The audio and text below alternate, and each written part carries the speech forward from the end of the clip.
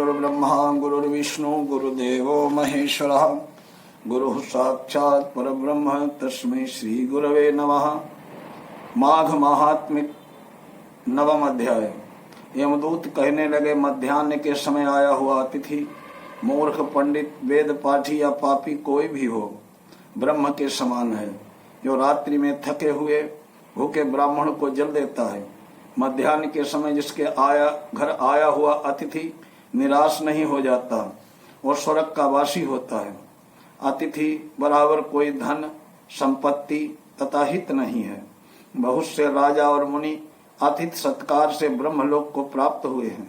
जो एक बार आलस्य से भी अतिथि को भोजन करा दे वो यमद्वार को नहीं देखता है।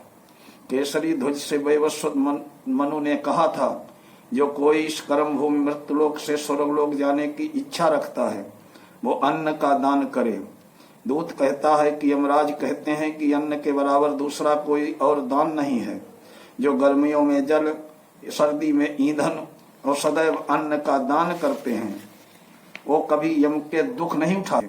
जो अपने किए हुए पापों का प्रायश्चित करता है वो नरक को नहीं जाता है। जो काया वाचा और मन से किए हुए पापों का प्रायश्चित करता है वो देव और गंधर्वों से सेवित शुभ लोक को प्राप्त होता है। जो नित्य ही व्रत तप तीर्थ करते हैं और जितेंद्रिय हैं वो भयंकर यम को नहीं देखते। नित्य धर्म करने वाला दूसरे का अन्न भोजन और दान त्याग दे। नित्य स्नान करने से जो बड़े बड़े पाप नाश होकर यम को नहीं देखता। बिना स्नान पवित्रता कैसे हो सकती है।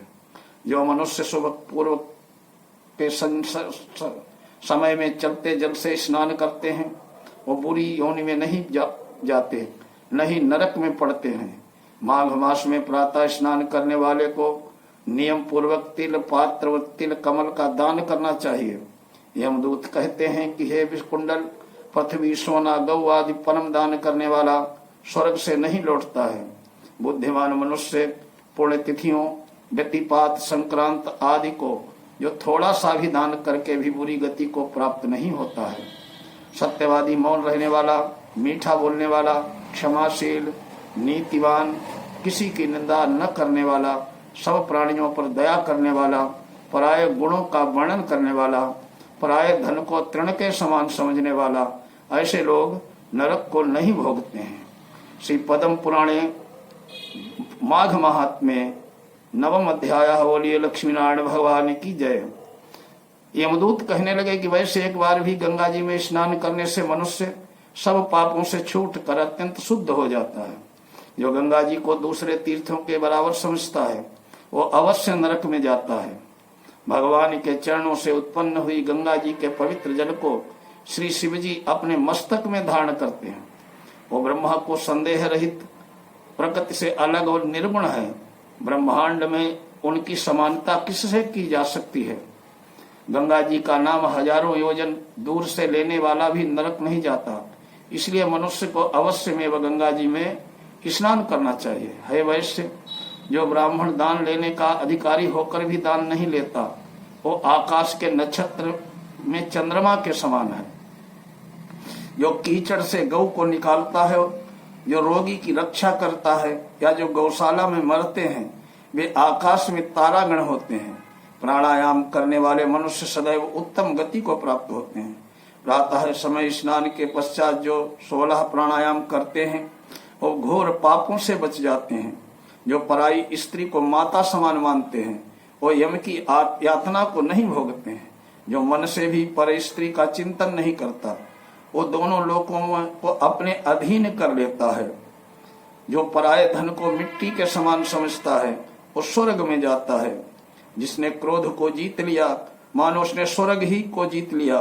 जो माता पिता की सेवा देवताओं के समान करता है वो यमद्वार को नहीं देखता है। जो गुरु की सेवा करते हैं वो ब्रह्मलोक को प्राप्त होते हैं। शील की रक्षा करने वाली स्त्री धन्य है। शील भंग करने वाली यमलोक जाती हैं। जो वेदों और शास्त्रों को पढ़ते हैं या पुराण या संहिता पढ़ते हैं या सुनते हैं, जो स्मृति का व्याख्यान या धर्म शास्त्र समझते हैं या जो वेदांत में लीन रहते हैं वो पाप रहित होकर ब्रह्मलोक को प्राप्त होते हैं। जो अज्ञानियों को वेद शास्त्र का ज्ञान देते हैं वे देवताओं से भी पूजित होते हैं। यमदूत ने कहा, हे वैश्य श्रेष्ठ यमराज ने हमको यही आज्ञा दे रखी है कि तुम किसी वैष्णव को मेरे पास मत लाना। हे वैश्य, पापी लोगों को इस संसार रूपी नरक को पार करने के लिए भगवान की भक्ति के सिवाय दूसरा कोई उपाय नहीं है। भगवान भी भक्ति करने वाले मनुष्यों को चांडाल के समान, भगवान की भक्ति न करने वाले व्यक्ति को चांडाल के समान समझना चाहिए। भगवान के भक्त अपने माता पिता दोनों के कुलों को तार देते हैं और उनको नरक में नहीं रहने देते। जो मनुष्य वैष्णव का भोजन करते हैं वे भी भगवान की कृपा से श्रेष्ठ गति को प्राप्त होते हैं। बुद्धिमान को सदैव भगवान विष्णु का भक्त वैष्णव का अन्न खाना चाहिए। इससे बुद्धि पवित्र होकर मनुष्य पाप नहीं करता।